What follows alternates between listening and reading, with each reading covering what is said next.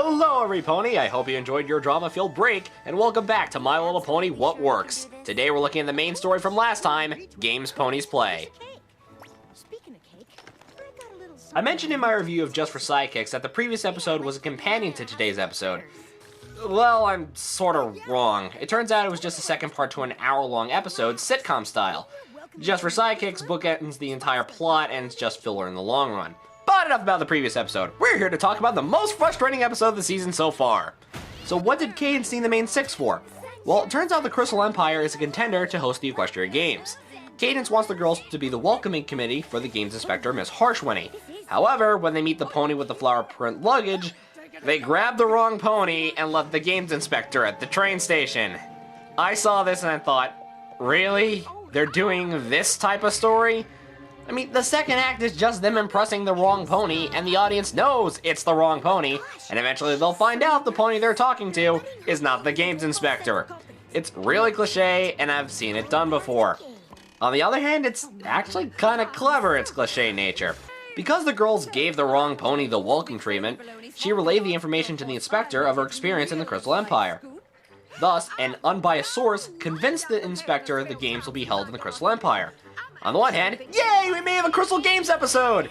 On the other hand, the information was secondhand, and that information based on some pony else's experience probably wouldn't work in real life. On to characters, the most development we had this episode was for Twilight and Rainbow Dash. Although I admit the story didn't feel like a Rainbow Dash episode, we get to see why Rainbow acted the way she did. Turns out Cloudsdale, way back when, was up for the games but was beaten out by Philadelphia. Rainbow's disappointment is what caused her to be on edge with the not games inspector, okay, her name is Miss Peachbottom, and was overly excited to help the Crystal Ponies earn their chances at the Equestrian Games. In addition, Rainbow Dash has parents! That's actually kinda cool! As for Twilight, Cadence taught her a simple breathing technique to help her remain calm. I guess after overreacting once, twice, 3, 4 times to important events, Cadence's technique is all she needed to not worry over big things. Possible foreshadowing? As for the rest of the ponies, Peachbottom is a lot of fun, Pinkie Pie is funny as usual, and Rarity's once again left without an episode this season. Overall, no one felt out of character this episode. I'm not sure if I mentioned this before, but I love the Crystal Empire's design. The neo-Gothic architecture of the castle, the setting looks like a giant menagerie with the little fillies and colts running around, and they used a lens flare properly! The shot of the sun beaming off the castle works because of the setting they're in. While nothing really dramatic appears from the music, I love the facial expressions of the characters. Speaking of which... You are Miss Harshwinny, the Equestrian. I don't think I've emphasized enough how much I love Dave Polsky's visual gags. This episode was utterly hilarious. Granted, there were a couple of written jokes that fell flat, oddly enough with Pinkie Pie, but that's made up with the best visual gag of the season.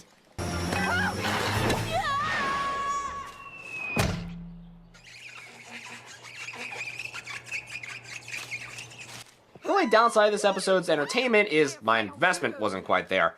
The story, as I mentioned, is somewhat predictable and cliche, and the only reason for being invested is how the two episodes connect. Maybe the moral boosts the episode, right?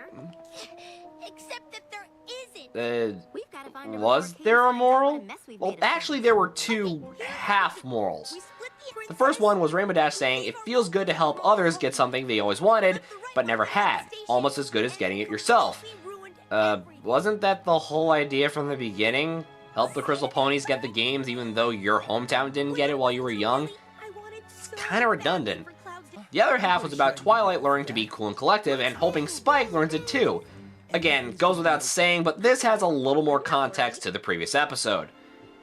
This episode is really tearing me down the middle. While the story is cliche, predictable, and the morals redundant, the setting is visually appealing, the characters get plenty of development, and it's very funny.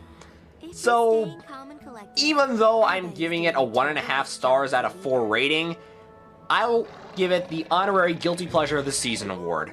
Next time, it's the episode everyone has low expectations for, Magical Mystery Cure.